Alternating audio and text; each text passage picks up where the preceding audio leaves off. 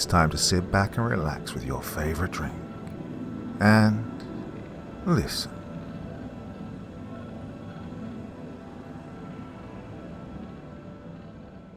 The funeral home I work at has a strange list of rules. I'm plagued by misfortune and death. It's been like this since the day I was born, and it follows me everywhere I go. My mother died during childbirth, and my father died in a tragic accident when I was only 4 years old. I lived with my grandparents following my father's untimely death. Life was typical for me, or at least as typical as an orphan's life could be. That is until my grandparents died, leaving me alone in the world. My grandfather went first when I was only 9, and my grandmother some years later when I was 16. I was alone in the world after that. I peered into the fathomless void of despair every day, at least until I graduated from college. Death had been the only thing I'd ever known, and because of that I became a mortician, or an undertaker if you will.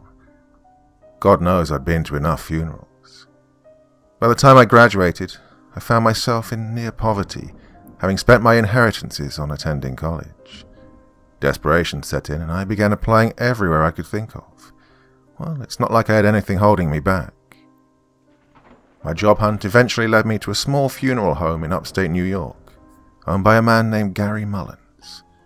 Gary was an interesting character. He appears as though he's a century old, and his mental health is, self-admittedly, declining. He's a quiet man, but nothing livens him up more than talk of the dead. Much like myself, Gary grew up alone and has no family. He inherited the funeral home after his father died when he was only 13. His uncle curated it until he came of age, and then his uncle tragically passed. Mullins's funeral home was an even more interesting place. The business itself operates out of a house that's 184 years old. It's a large purple house with a wrought iron fence around it. The local kids joke and say that ghosts haunt its halls. Well, I have to give it to them. I used to think the same thing. Alas, no ghosts or ghouls prowl its decrepit old halls. No, what lurks here is much more corporeal. I'll never forget my first day of work at Mullins's funeral home. I vividly remember Gary opening the front door to me and showing me with delight all the pictures of his family members that adorned the walls. The strange thing about this was that these were all post-mortem pictures, taken at funerals and viewings. He spoke as if he was reminiscing on fond memories, but these would have been tragic moments for anyone else. Well, I quickly realized that Gary himself was a little strange. But he made me an offer I couldn't refuse. He'd pay me a yearly salary and allow me to live upstairs in the home, so long as I learned from him and eventually took over the business. I couldn't decline. I remember thinking to myself, this couldn't have gone any better. Naturally, I graciously accepted the old man's offer. This was a great opportunity. I could easily have a career if I just stuck with it. Good, good, he replied to my acceptance of the position, before adding, the house always needs an undertaker. Well, that statement baffled me, but I chalked it up as some old tradition that I wasn't yet aware of. Gary told me I'd start the following day, and told me to go upstairs and get settled in. That wasn't hard. I only had the few possessions that I kept in my college dorm room. They were all piled in the back of my car. All I had to do was bring them upstairs. Bringing my things inside was a more laborious task than expected. The house had a narrow, twisting spiral staircase leading only upstairs. Negotiating this staircase didn't prove to be a straightforward task, but I eventually got all my things up the stairs and chose a room to settle into. My room had high ceilings and beautiful hardwood floors. The furniture in there had to be original. It was as if I'd stepped into a Victorian time capsule. The room had a unique aroma to it, the scent that you'd smell in an antique shop, mixed with various herbs. I thought nothing of this smell, however. This was the nicest room I'd ever had. it being inside a funeral home didn't much bother me. I don't remember falling asleep, but I do remember awaking to a knock on the door. It confused me, considering that the sun hadn't even risen yet. Who could that be? I thought to myself. "Jason, it's time to go to work," I heard Gary say through the heavy wooden door. Well, I quickly remember that I live at work now. "Yes, sir. I'll be right there," I yelled back, looking down at my phone to check the time. It was 4 a.m. I stumbled out of bed and quickly threw some clothes on, then made my way to the door. Good morning, son," Gary exclaimed, looking chipper as ever. Good morning, sir," I replied. "I didn't realize we started this early. I'll make sure I'm up next time." "Oh, it's of no concern. Well, today is a special day. That's why we're up so early," Gary replied, motioning for me to follow him downstairs. As we navigated the winding staircases, I asked, "Why is it a special day, Gary?" "Every Monday's a special day, son. We get to meet so many fresh faces," he replied. "Fresh faces?" I asked. "Yep, that's when the city morgue brings the bodies over. Been that way for 46 years, he replied. I would have been completely in shock if I didn't share the same macabre sense of humor and enthusiasm for the dead. Instead, I was eager. I was excited to meet the new cadavers, excited to practice the skills I'd spent the past 4 years learning, and excited to learn from Gary. As we made it to the bottom of the stairs, we approached a door, hidden by a curtain, behind the central room which is used to conduct services. Gary handed me an old, worn piece of paper before he opened the door. "Jason, you best read these over before we start. If you follow these rules, you'll have a very productive experience here," Gary said as he handed over the piece of paper. I began looking at this piece of paper. Scrawled at the top was, "Mullins's Funeral Home, Undertaker Handbook." Written under this were 9 rules. 1. Always, and I mean always, close their eyes. If you don't, you'll not sleep for at least a week. 2. Keep all limb freezers locked at all times. 3. We deal with a very specific clientele. Always adhere to any last wishes the family may have. We don't want any disgruntled customers. 4. Your work days are Monday, 4 a.m. to 5 p.m., and Tuesday through Friday from 9 a.m. to 5 p.m. Saturdays for fun, Sundays for the Lord. You'll always work these hours and must be out of the preparation area by nightfall. 5. I'll permit you to have guests, but they too must follow the next rule. 6. Don't get caught in the halls between the hours of 11 p.m. and 1:31 a.m. 7. The power will go out at exactly 3:36 a.m. This will last until 3:42 a.m. Do not search for the cause of the outage. You would rather not know. 8. Should you hear weeping, never under any circumstances search for the source, no matter how close it sounds. Should you look, you will die a most horrific death. And 9.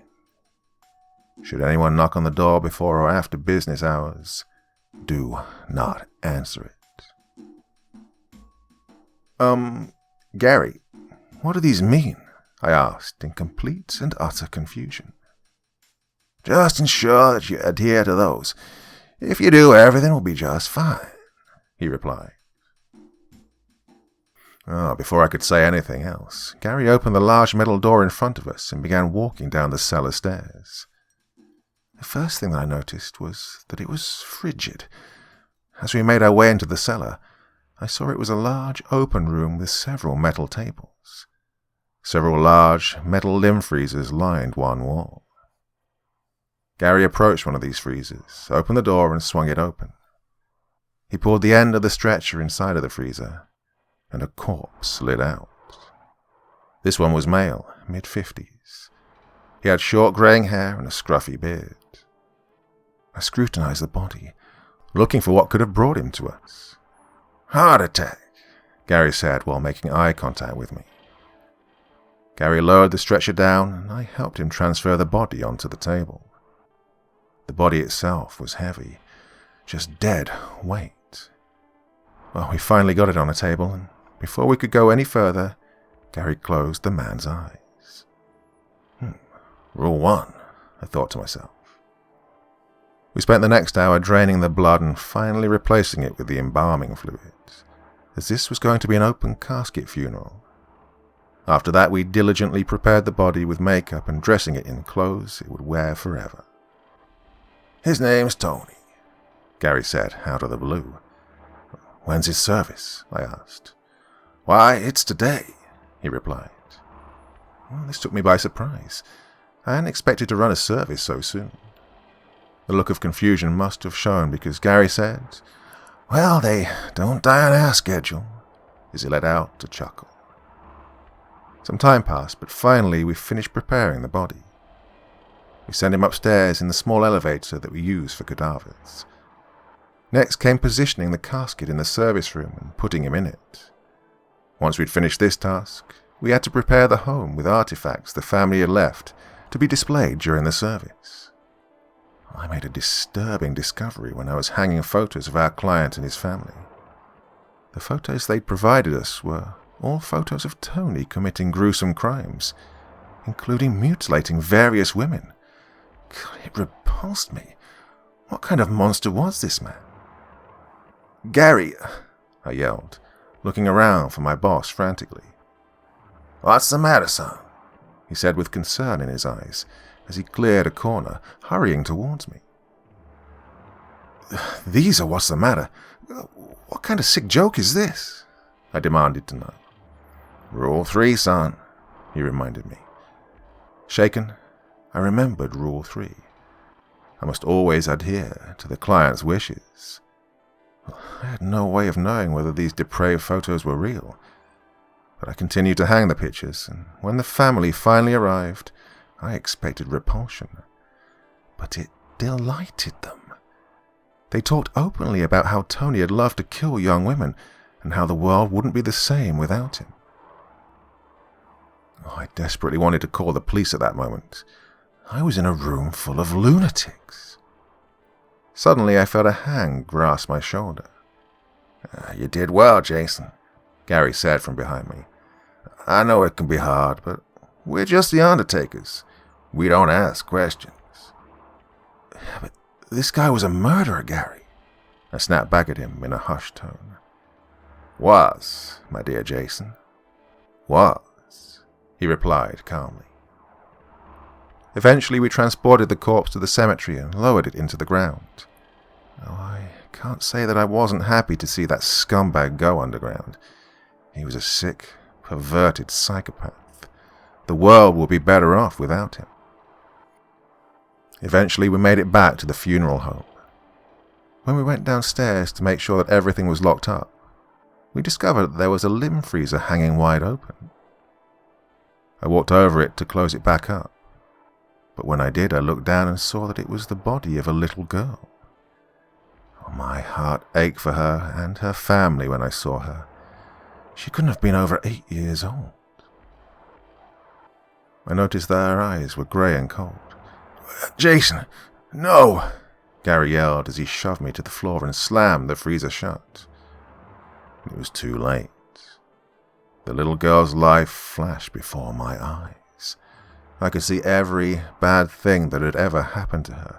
I could feel all the pain that she'd ever experienced. And then I saw the world from her point of view. I saw myself looking into her eyes, and the freezer slamming shut over me. "Never look into their eyes. This is why we shut them," Gary yelled. "What was that?" I asked frantically. "You saw death, Jason. That's what awaits us all. So it's best to avoid hastening it," he responded. "So, You mean that we can still see after death? We still experience reality? I asked. So it would seem, Gary replied in a solemn tone. We'd lost track of time, and neither of us had noticed that it was around 6 p.m. now. It was getting dark outside. The old man quickly rushed me up the stairs and locked the enormous iron door.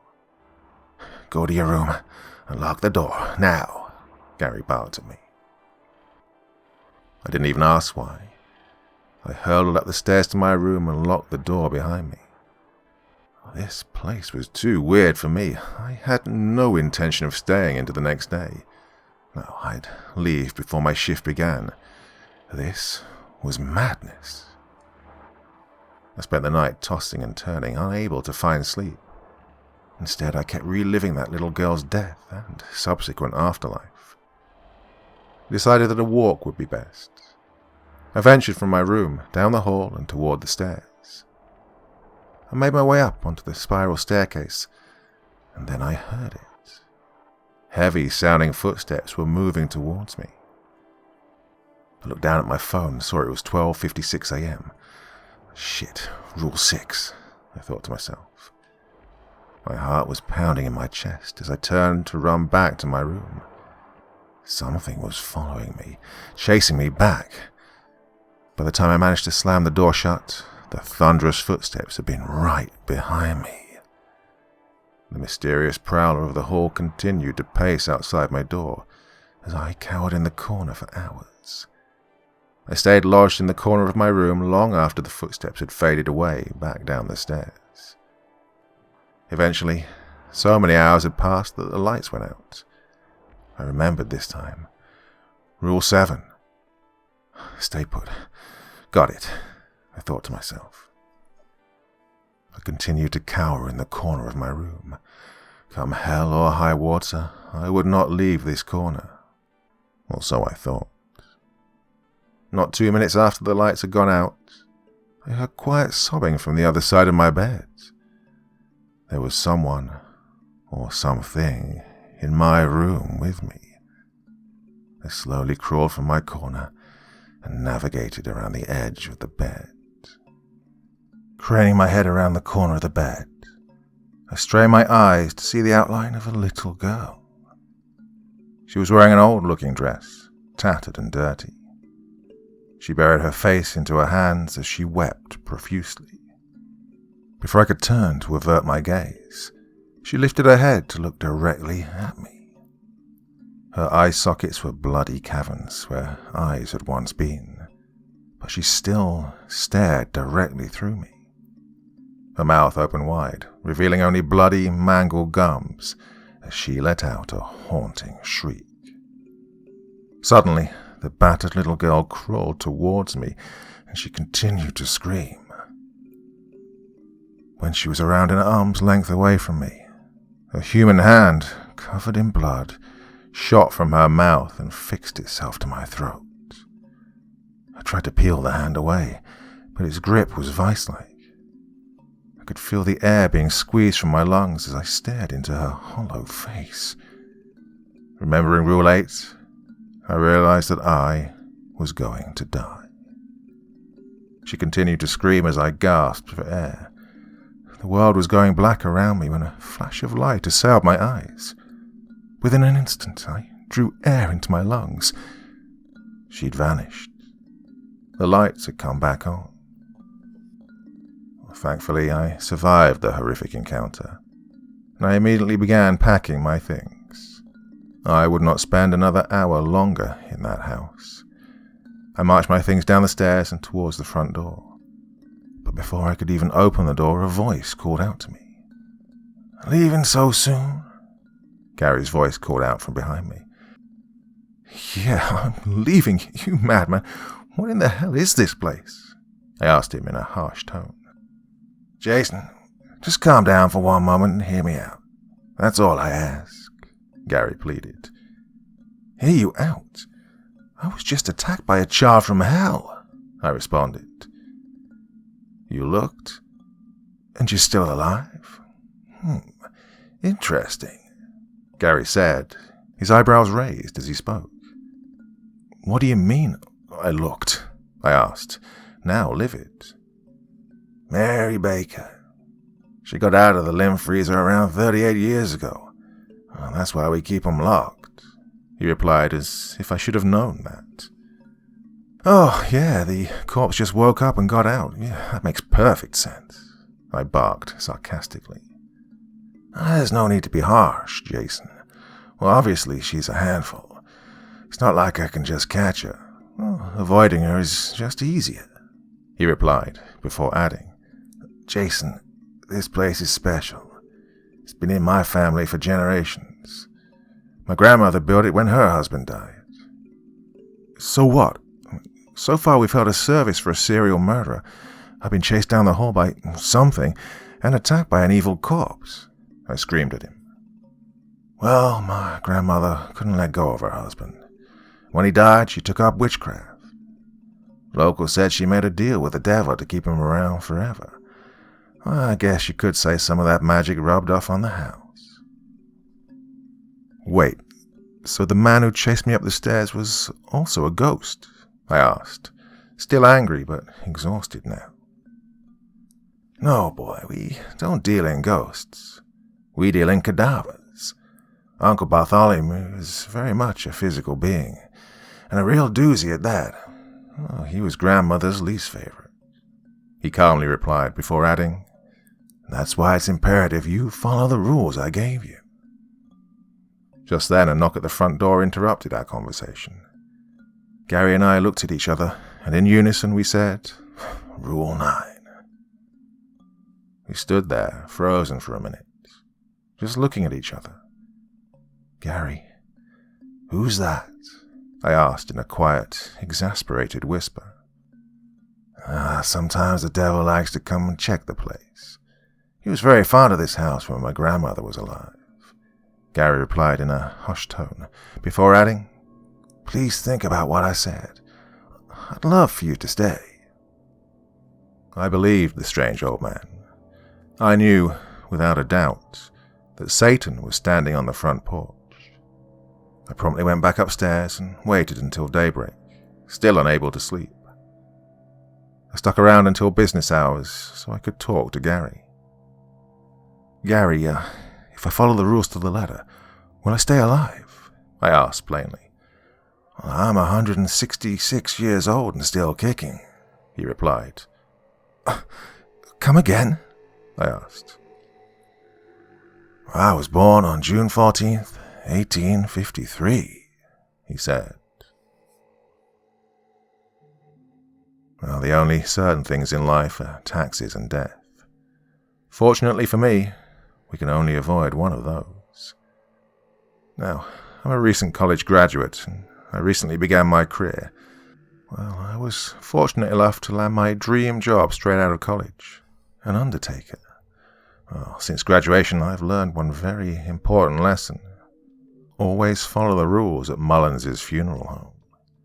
Well, in college they teach most people to avoid stepping on toes. They taught me to tag them instead. This has proven to be an arduous task thus far because they never told me that the toes may still be moving. The lines between life and death at Mullins's funeral home, well, they blur. So much so that my boss is a literal dead man. That's right, my mentor, Gary Mullins, is 167 years young. After a tumultuous first day, during which I broke 7 of the 9 established rules, well, I settled in rather well. During the following weeks, I adhered to all the rules, didn't forget a single one. Well, I broke my streak last Monday, though. I woke up at 3 a.m. like every Monday to meet all the fresh faces and begin planning services for the day. By the time 4 a.m. rolled around, I was waiting outside for the city morgue workers to arrive with our new clients. An hour passed. They were late. Gary was inside preparing the basement for today's work. Well, this is new, I thought to myself. They were never late. I waited around for another half hour before Gary came outside looking for me. Well, they must not have had any bodies for us this week. This is strange, he said, walking up beside me before adding, Can't remember a time when they didn't have any bodies for us. Well, we're almost at capacity anyway. Following this realization, we went back inside to prepare for today's service. It seemed like a straightforward one. A younger man, maybe mid-30s, totally mangled from a car accident. The fact he had no eyes to close gave me a strange sense of relief. The last time I didn't close a client's eyes, I didn't sleep for a week. Horrible visions haunted me every time I closed my eyes. I had to relive the client's brutal death every time I blinked. What a mess, Gary declared as he heaped what remained of the man into a coffin. This would bewilder most morticians. Mangled remains are typically cremated, unless I'd become very accustomed to our unique client base. An open casket viewing was nothing new. As I helped Gary slop the human gruel into the coffin, we heard something strange. Weeping. I hadn't heard weeping in weeks, not since Mary had tried to kill me. The weeping was coming from directly beneath the table we were working on. It took me aback when Gary bellowed, "Oh, scary, Mary, shut the fuck up." Oh, this shocked me. I'd never heard Gary so much as raise his voice, let alone scream profanities. Just then a hand reached up from under the table, then another, and then another. I almost barfed. The memory of her third arm bursting from her mouth had almost faded by that point. With her 3 arms, she rocked the table and let out an horrific wail. This was an unfamiliar experience for me. I turned to Gary and saw a look of fright on his face. I asked him what was happening. He told me this is common when you stay in the basement after nightfall, but not this early. The sun was even beginning to come up. "Keep working. She won't come out unless you look at her," Gary said calmly. That was all I needed to hear. I continued placing viscera and mangled remains into the coffin. We had to get this done. It was nearing 7 a.m. and our funeral was starting at 9. Still, though, Gary worked with such care and fervor. His experience truly showed. We finished the task in the nick of time. With exactly 30 minutes before the service, we made it upstairs. Our execution was flawless. The body was placed in the service room as we set up the decorations. Many of the decorations were pieces of the dead man's vehicle, the vehicle he had died in. Well, I can't pretend that this didn't disturb me slightly. That was a very macabre touch. Soon after, we finished setting up the decorations, and the family and friends trickled in. They praised us for a job well done, as they admired what we'd done with their loved ones' remains. At one point, a woman approached me and said that the presentation was impeccable. It confused me when she left me with a phone number. Was she trying to get a date? Before I could ask, Gary pulled me aside. "Listen, Jason, something's wrong. All the limb freezers are open. We need to get this service out of here," he said, concern permeating his voice. Well, I didn't even need to ask. I knew that all the cadavers had escaped and that 4 of our 6 freezers had been full. Oh, my mind raced at 1,000,000 miles per minute as I pondered what they could do. Gary decided that we would have to approach the mourners and tell them that the service would have to end. This was an unfortunate violation of Rule 3, but it was for the safety of all involved. As expected, they were livid, at least until the cadaver named Sally wandered into the service. Sally was 61 years old and had died in a mugging gone wrong, and she was an angry one. The mourners scattered as Sally rampaged through them, attacking them with the only weapon she had, her teeth. All hell was breaking loose as Sally fumbled through the crowd, taking bites of human flesh along her way. Eventually, she made eye contact with me. My heart pounded as she came directly for me, but before she could sink her teeth into my neck, someone knocked her to the ground. It was the corpse we called the Tank. Tank was a massive mound of muscle. It was obvious he wanted to prove his dominance, seeing as how he pounded away at Sally's bloated form with his lunchbox-sized fists. Well, by this point, all the funeral guests had made a run for the door. Suddenly, Gary pulled me up the stairs. I panted profusely as he calmly spoke to me. "Listen, Jason, this has only happened once before in my tenure here. These kinds of things only happen when my grandmother comes home to visit." "What?" I stammered. "My grandmother. She will not appreciate me hiring someone who isn't blood. Look, it's imperative that we hide you from her. But first, we need to clean up this mess." By this point, my stomach had formed a sharp knot. What was he even talking about? Gary gave me a detailed plan describing how we'd deal with the cadavers that were currently roaming the halls. It involved separating them and luring them into rooms, which we would then lock. I ran downstairs to deal with Tank first, and by that point he had crushed Sally into a pulp and was searching for another opponent. The chair I smashed over his back got his attention. As he lumbered towards me, I dove behind the casket, behind the curtain, and threw the heavy basement door open. He followed, tearing the curtain down as he went. He lumbered straight down the stairs, not realizing that I'd hidden under the casket at the precise moment the curtain had obstructed his vision. Not sparing a second, I slammed the heavy iron door shut behind him. That was two down. As I approached the main room, I saw Gary descending the stairs, holding the cadaver of a baby by the leg. It was lunging at him, trying to bite him, but to no avail. He held the little guy at arm's length. "Oh, good, another one down," I thought to myself.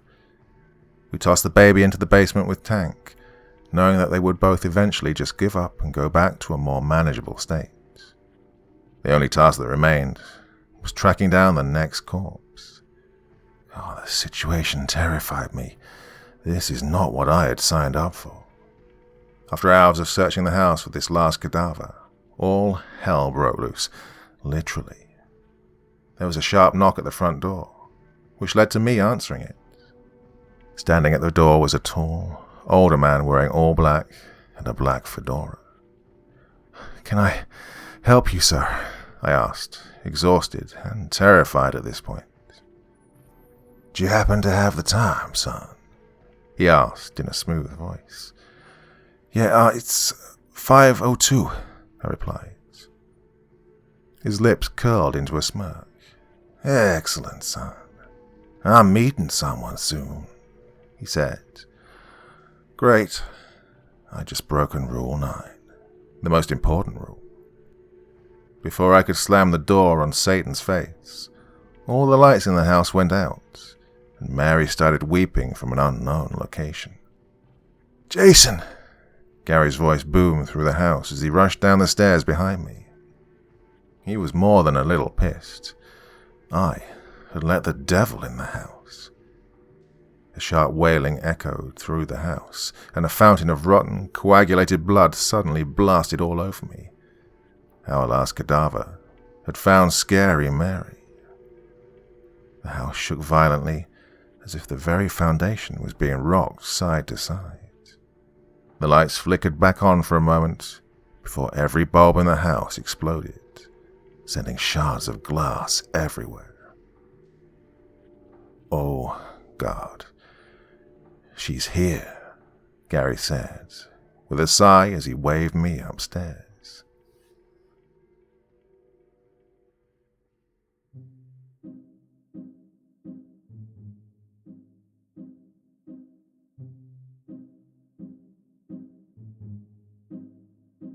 Well, what did you think of that one? A very interesting idea, if you ask me.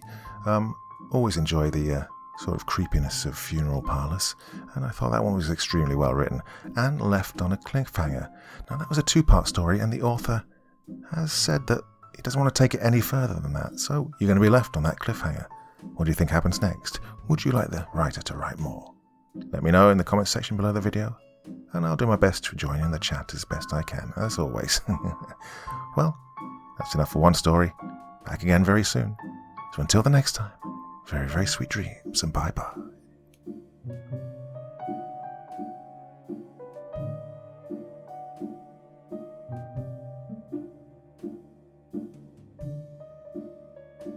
Thank you so much for taking the time to listen to this story today. It really means a lot to me and to the author of the story, of course.